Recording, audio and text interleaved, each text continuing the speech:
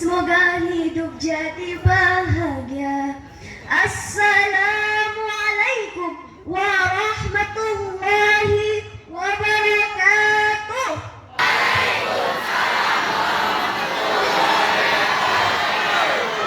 Alhamdulillahilladzi an'amana 'alaina bi ni'mati imani wal islam wa nusallim ala alihi alam sayyidina Muhammadin wa ala alihi wa sahbihi ajma'in, amma ba'du. The king of the king, the love of the world, and the creator of everything in this universe is Allah subhanahu wa ta'ala. Seluas semesta, sebesar penjuru galaksi, dan sedalam lautan yang tak terhingga. Nikmat yang akbar tak akan pernah terukur, walau sampai ke ujung dunia. Tak lain tak bukan, beliau adalah Habibana wa Nabiyina wa Syafi'ina wa Maulana Muhammad sallallahu alaihi wasallam. Semoga keluarganya, sahabatnya, serta kita selaku umat akhirul zamannya, semoga bisa mendapatkan syafaat beliau di yaumil qiyamah. Hadirin yang dirahmati Allah Subhanahu wa ta'ala, berdirinya saya di sini ingin menyampaikan sepatah dua patah kata yang insya Allah akan saya patahkan menjadi beribu-ribu kata mengenai surah Nabawiyah, sejarah kenabian, yaitu peristiwa Isra wal Mi'raj Nabi Muhammad sallallahu alaihi wasallam. Perlu kita ketahui bahwasannya peristiwa Isra wal Mi'raj adalah peristiwa yang sangatlah besar. Peristiwa yang hanya dapat diterima dengan iman. Peristiwa ini tidak rasional, apalagi difikirkan dengan akal. Bagaimana tidak? Perjalanan yang sangatlah jauh, namun ditempuh dalam waktu yang begitu singkat. 3 alam Rasulullah tembusi. Isra'nya Nabi Muhammad SAW adalah perjalanan beliau dari Masjidil Haram yang ada di Mekah menuju ke Masjidil Aqsa yang ada di Palestina. Itu dinamakan dengan alam Nashhur atau alamnya manusia. Kemudian Mi'rajnya Nabi Muhammad SAW adalah perjalanan beliau dari Masjidil Aqsa yang ada di Palestina menuju ke langit ke-7. Itu dinamakan dengan alam malakut atau alamnya malaikat. Kemudian dari langit ke-7 menuju ke Sidratul Muntaha, Mustawa dan Ars, itu dinamakan dengan alam lapuk atau alamnya ketuhanan. Jangankan manusia, malaikat pun tak dapat menembusnya. Di dalam surat Al-Isra ayat 1 Allah berfirman, A'udzu billahi minasy syaithanir rajim. Bismillahirrahmanirrahim. Subhanalladzi asra bi abdihi minal masjidil haram ilal masjidil aqsa alladzi barakna hawlahu linuriyahu min ayatina innahu huwas sami'ul basir.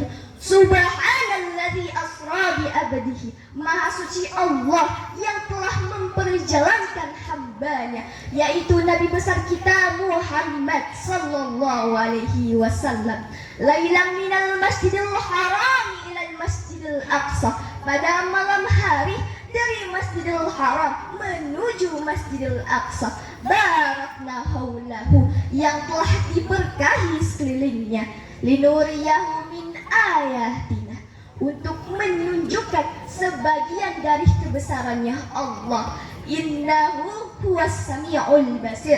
Sesungguhnya Allah Maha mendengar lagi Maha melihat.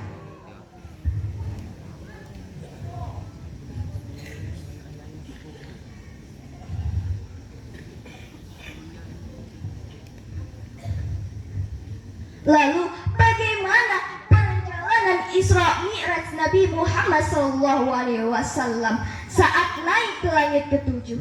Rasulullah melakukan perjalanan tersebut dengan malaikat Jibril alaihissalam dengan menaiki satu binatang yang bernama buruk. Apa itu buruk? Buruk dijelaskan dalam satu hadis adalah seekor kuda putih yang sangat indah yang memiliki kecepatan luar biasa dengan melewati 7 lapis langit. Di langit yang pertama Nabi Muhammad berjumpa dengan Nabi Adam alaihissalam. Di langit yang kedua Nabi Muhammad berjumpa dengan Nabi Isa dan Nabi Yahya alaihissalam. Di langit yang ketiga Nabi Muhammad berjumpa dengan Nabi yang tampan dan rupawan, yaitu Nabi Yusuf alaihissalam. Di langit yang keempat Nabi Muhammad berjumpa dengan Nabi Idris alaihissalam. Di langit yang kelima Nabi Muhammad berjumpa dengan Nabi Musa alaihissalam. Di langit yang keenam Nabi Muhammad berjumpa dengan Nabi Musa alaihissalam. Dan di langit yang ketujuh Nabi Muhammad berjumpa dengan Ahlullah, yaitu Nabi Ibrahim alaihissalam. Dan sampailah Rasulullah pada Sidratul Muntaha berjumpa dengan Allah, sang pemberi segalanya. Dan disitulah terjadi peristiwa di mana Allah Subhanahu wa Ta'ala memberikan wahyu kepada Nabi Muhammad berupa dirinya dan seluruh umatnya untuk mengerjakan sholat 50 waktu.